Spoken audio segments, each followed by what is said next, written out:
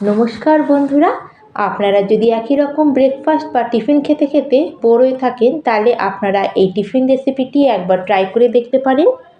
আর guarantee দিয়ে বলছি, এটা যদি আপনারা একবার বানিয়ে খান তাহলে কিন্তু থামানো মুশকিল হয়ে যাবে। তখন ভাববেন যে আমরা এটা আগে বানিয়ে কেন খাইনি। তাহলে চলুন বন্ধুরা, আর কথা না বাড়িয়ে শুরু করা যাক আজকের এই টেস্টি জলখাবার রেসিপি। আর এই টিফিন রেসিপিটা বানানোর জন্য সবার প্রথমে আমাদের লাগবে ময়দা। এখানে আমি মেজারিং কাপ মেপে নিয়ে নিয়েছি 4 কাপ ময়দা। আর ময়দা দেবার পরে এবার আমি এর মধ্যে অ্যাড করে দিচ্ছি হাফ চামচ মতো নুন, বা স্বাদ অনুযায়ী নুন অ্যাড করে দেবেন।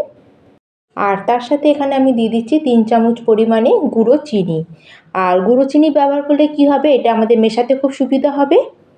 আপনারা রেগুলার চিনিও এখানে ব্যবহার করতে পারেন। আর চিনি দেওয়ার পরে এখন এর মধ্যে আমি অ্যাড করে দিচ্ছি হাফ চামচ মতো ইস্ট। এবার আমি এর মধ্যে অ্যাড করে দিলাম 3 চামচ মতো রিফাইন অয়েল। আর তেলের পরিমাণটা আপনারা এখানে একটু কম বেশি করতে পারেন। আর এখন আমরা হাতের সাহায্যে সব কিছুকে খুব ভালো করে মিশিয়ে নেব। আর একটু ডলে ডলে আমাদের এটাকে মিশিয়ে নিতে হবে, যাতে সব কিছু ময়দার সাথে খুব ভালোভাবে মিশে যায়। সব কিছুকে খুব ভালো করে মেশানো হয়ে গেলে এখন আমি এর মধ্যে অ্যাড করে দেবো উষ্ণ গরম দুধ। আর আপনারা এখানে দুধের পরিবর্তে উষ্ণ গরম জলও ব্যবহার করতে পারেন।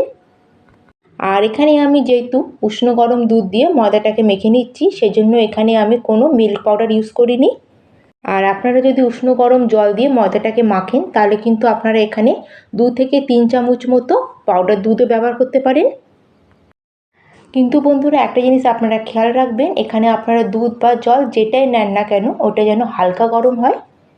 জল বা দুধ যদি বেশি গরম থাকে তাহলে কিন্তু ডোটা সেদ্ধ হয়ে যাবে আর ডোটা একটু কিন্তু ফুলবে না। আর বন্ধুরা, আপনারা এখানে ময়দার জায়গায় আটা দিয়েও এই রেসিপিটা বানিয়ে নিতে পারেন। আপনারা যদি এটা আটা দিয়ে বানান তাহলে কি হবে, যখন ইস্টটাকে আপনারা আটার সাথে মেশাবেন তখন একটা গন্ধ করে। কিন্তু সবথেকে ভালো টেস্ট আসে যদি আপনারা ইস্টের সাথে ময়দাটাকে মিক্স করেন, তাহলে কিন্তু এটা খেতে অনেক ভালো লাগে। আবার এটা যদি আপনারা আটা দিয়ে বানান তাহলে কিন্তু এটা ইস্টের গন্ধও ছাড়বে আর খুব একটা নরম তুলতুলেও হবে না। আর এখন এর উপর দিয়ে আবার আমি 1 চামচ মতো তেল মাখিয়ে নিয়েছি। আর এখন এটাকে আমি রেস্টে রাখবো। আর এটাকে রেস্টে রাখার জন্য এখন আমি এর উপর দিয়ে একটা এরকম প্লাস্টিক র্যাপার দিয়ে এটাকে কভার করে দিচ্ছি। আর এটাকে এমনভাবে আমাদের র্যাপ করতে হবে যাতে এর মধ্যে কোনো হাওয়া প্রবেশ করতে না পারে। আর এখন এটাকে আমি 2 ঘন্টার জন্য প্রায় রেস্টে রেখে দেবো। আর প্রায় 2 ঘন্টা মতো হয়ে গেছে এটাকে আমি রেস্টে রেখেছিলাম। আর 2 ঘন্টা পর আপনাদের আমি দেখাচ্ছি, দেখুন। আর দেখুন বন্ধুরা, আমাদের ময়দাটা একদম ফুলে এখানে ডাবল হয়ে গেছে। আর এইভাবে ফুলে যাওয়ার পরে এখন আমরা হালকা হাতে ময়দাটাকে আরেকবার ভালো করে মেখে নেব, যাতে আমাদের ময়দার ভেতরে যে ইয়ারটা আছে সেটা যেন পুরোপুরি বেরিয়ে যায়। আর একটা বিষয় বন্ধুরা আপনাদের বলে রাখি, এখানে আপনারা কতজনের জন্য টিফিনটা বানাচ্ছেন সেটা হয়তো কতটা ময়দা নিতে হবে বুঝতে পারছেন না। তাতে আমার মিডিয়াম সাইজের প্রায় 8খানা এই টিফিনটা তৈরি হয়েছে। তাহলে সেই আন্দাজে আপনাদের এখানে ময়দাটা নিতে হবে যে আপনারা কতজনের জন্য এখানে টিফিনটা তৈরি করছেন। আর এখানে আমি একটা মিডিয়াম সাইজের লেচি কেটে নিয়েছি। আর সামান্য একটু তেল লাগিয়ে আমি এটাকে একটু পাতলা করেই বেলে নেব।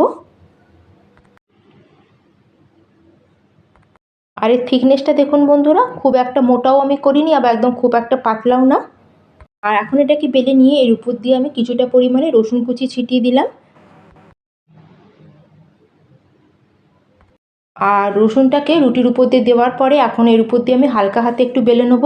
প্রত্যেকটা রসুনের কুচি যাতে আমাদের রুটির মধ্যে ভালো মতো প্রবেশ করে যায়, আর যেন এটা যখন আমরা ভাজবো যাতে এটা বাইরে বেরিয়ে না আসে। আর এখন আমি এর উপর দিয়ে আবার দিয়ে দিলাম কিছুটা পরিমাণে ধনেপাতা কুচি। আর ধনেপাতাটাও আমরা হালকা হাতে একটু বেলে নেবো যাতে ধনেপাতাটা রসুনের সাথে ভালো মতো সেট হয়ে যায় আর যখন ভাজার সময় এটা বেরিয়ে না আসে। আর আপনারা যদি আটার নান বানান তাতে যে খুব একটা খারাপ হয় তা কিন্তু নয়। আপনাদের যদি প্র্যাকটিস থাকে তাহলে কিন্তু আপনারা তাতেও খুব সুন্দর একটা নরম তুলতুলে নান বানিয়ে নিতে পারবেন। আর ওতে কালারটা হোয়াইট হবে না, আর খেতে অতটা স্বাদ হয় না, কিন্তু তাতেও খেতে ভালো লাগে। কিন্তু ময়দার নানটা খেতে খুবই অসাধারণ লাগে। আপনারা যদি মনে করেন যে এটা কোনো কিছু দিয়ে খাবেন না, শুধু শুধুই আপনারা 2-3টে এমনি খেয়ে নিতে পারেন। আর খুবই সুন্দর হয়েছে বন্ধুরা, দেখতেই পাচ্ছেন এটা বাটার আমি উপর থেকে একটু লাগিয়ে দিয়েছি। আর বাটার লাগানোর কিছুক্ষণ পরে এগুলো একটু বাটারটা ভেতরে প্রবেশ করে একটু সল্টি হয়ে যায়। আর যখন দেখবেন এটা একটার উপর একটা আপনি বানিয়ে রাখবেন, এটা ধীরে ধীরে দেখবেন সফট থেকে সফট হতে থাকে। তাহলে বন্ধুরা আপনারা এই রেসিপিটা অবশ্যই একবার ট্রাই করে দেখবেন, আশা করি আপনাদের খুবই ভালো লাগবে।